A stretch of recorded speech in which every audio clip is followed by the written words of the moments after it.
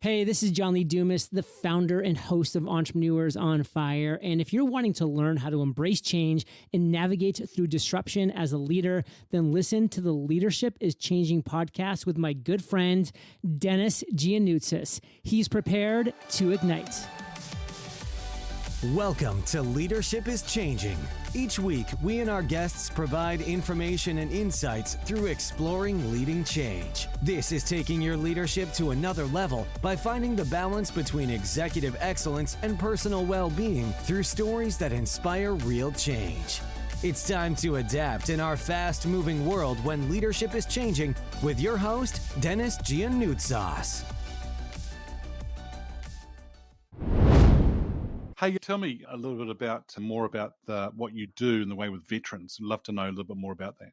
The pride of my work with veterans has to be Team Rubicon, an organization that is now in its, I have to do the math quickly, in its 12th year, but it's grown incredibly quickly. I'm no longer with the organization, but watching their exploits around the globe, from tornado response missions here in the U.S. to first aid and medical missions in places like Lviv, Ukraine, is just awe-inspiring. It's grown to an organization with a global footprint and well over 100,000 veterans that it has helped retrain to be disaster responders.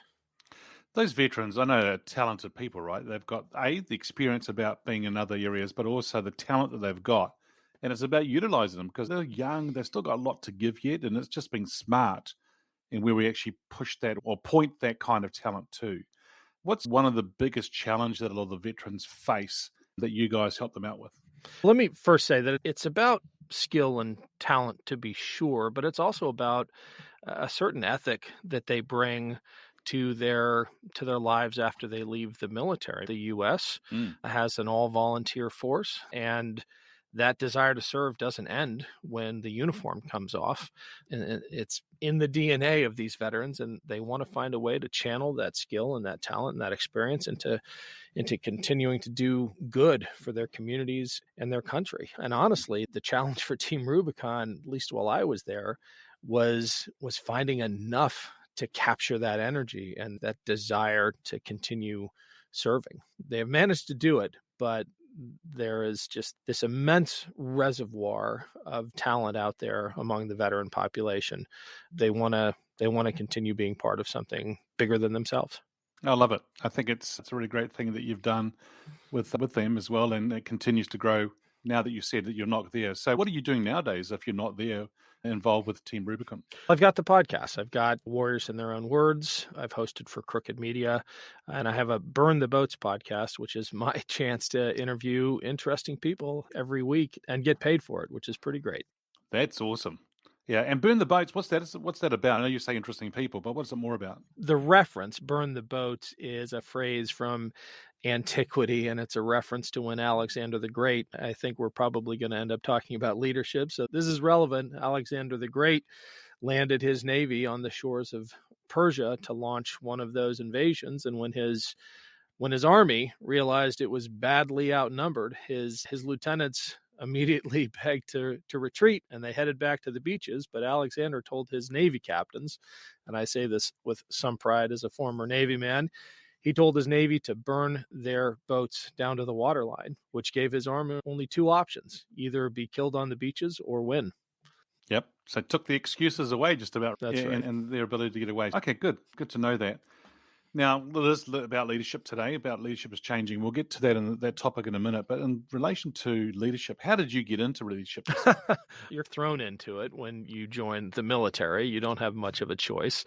I kind of leaned into it as a young man in organizations, in school, and in scouting. But in the military, it's a whole different thing, and occasionally a life and death thing. And I wasn't an academy graduate, or I don't know how many of your listeners will be familiar with this, but there are many different ways to become an officer in the U.S. military. And I took the least traveled path, which is something called OCS. Basically, you walk onto the team, and 13 weeks later, I'm an officer and headed to flight school. And you have to learn really quickly what makes a good leader, especially because I wanted to command a crewed aircraft. I didn't want to be a fighter pilot. I come from a family of fighter pilots, but this was pre 9/11, and I was looking at the world as it was then, and I wanted a mission that was real every day and not training for something that might happen. And so I decided to fly crewed aircraft in the Navy, and an aircraft with a real world mission at the time. And that was the EP-3, a combat reconnaissance and signals intelligence aircraft. And I got it and had to figure out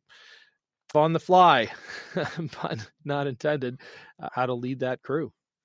So for the listeners, that's the kind of aircraft that's got the big dish on top. Is that the one that you're talking about? It has a dish, but you can't see it.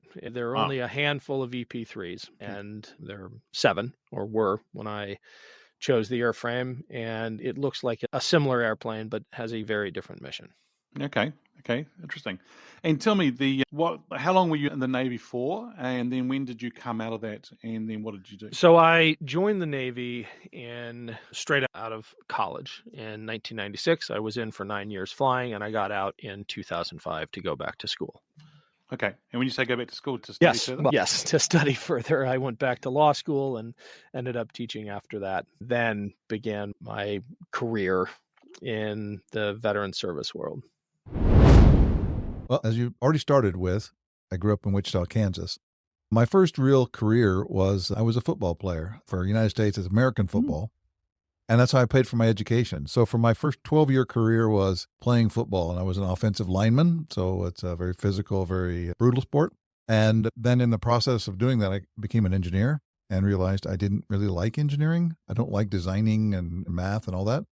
What I found was that I love to lead people. I love to be a part of that. And that's what I really loved.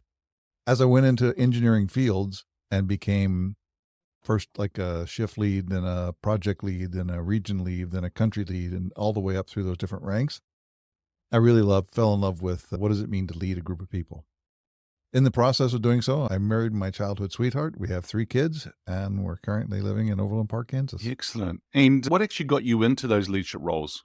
It started back in the days of football, and it really came down to I really did not like to lose.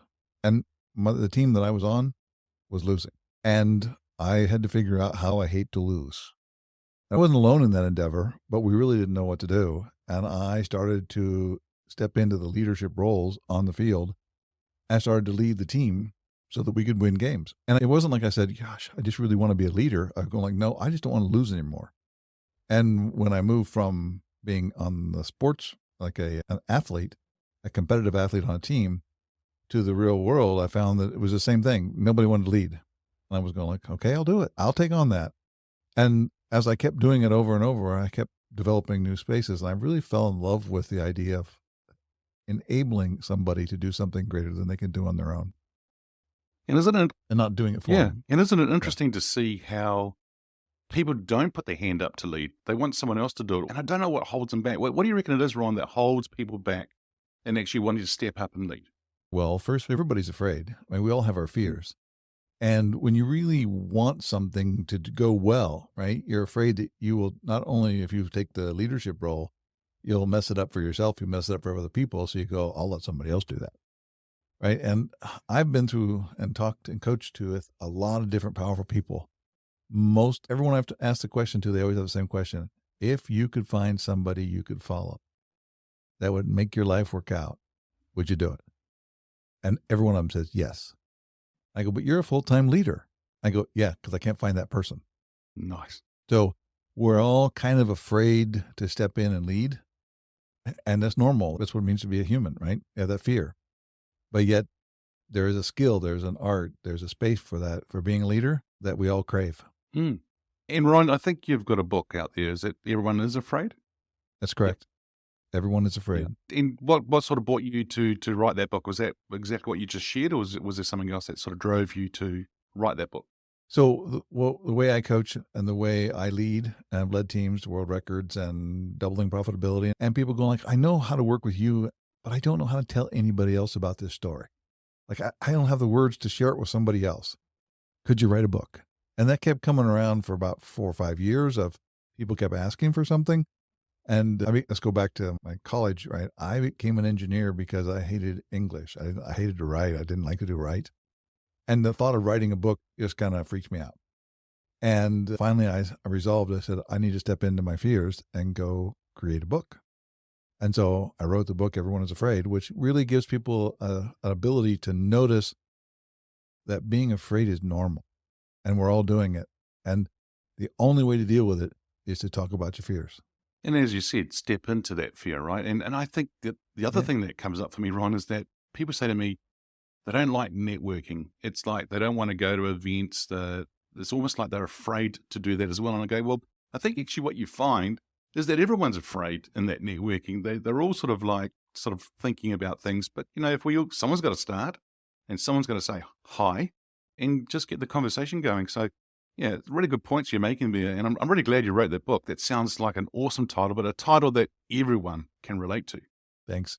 One of the noticings is most people go to a networking event and because they go in with their shields up to protect themselves and everybody else does the same. They walk out of there going like, ooh, I didn't like that at all. It was like everybody was fake. But yes, you were fake too. Like everybody was fake. You had your shields up protecting yourself instead of going in and talking about real stuff, talking about your fears. You had to look good. Yeah. And that's not a very powerful way to build a connection with somebody and become part of the network. Yeah, absolutely. Absolutely, yeah. And now I see in your background as well that, you've actually been at an organization like Siemens and you've led a support division with over 350 employees and so forth. And now today you are heading up an organization called Macklin Connection. Is that correct?